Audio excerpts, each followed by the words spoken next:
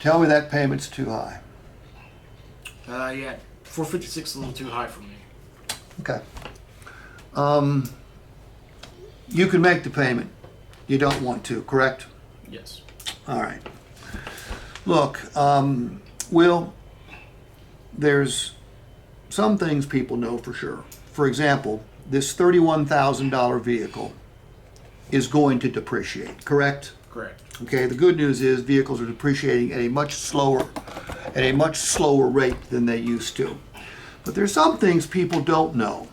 This $456 a month payment at 84 months, you know you're going to get part of that money back. Yes. How? How so? 2:03 p.m.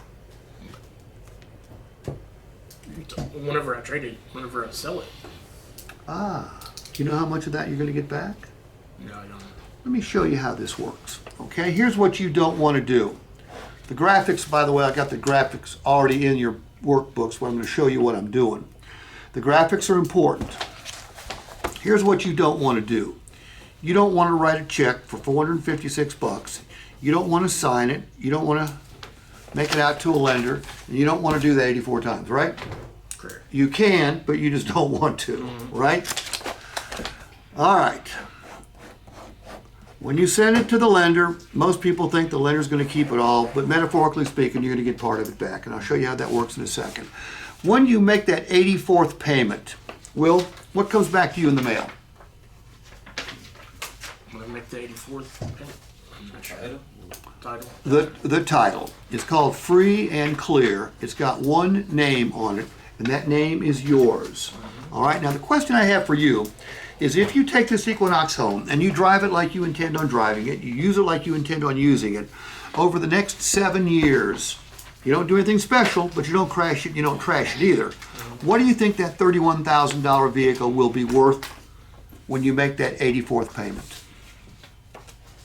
I'm not sure. Venture a guess? What's that? 31. So after 7 years, I don't know. Half of that. 50. Probably a little less than half. Let's be conservative. Let's say it's worth $10,000. Okay, is that fair? Yes. You got a phone? Yes, I do. Divide 10,000 by 84.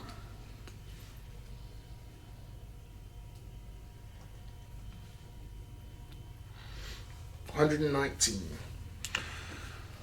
Will, do you know what that $119 represents? No.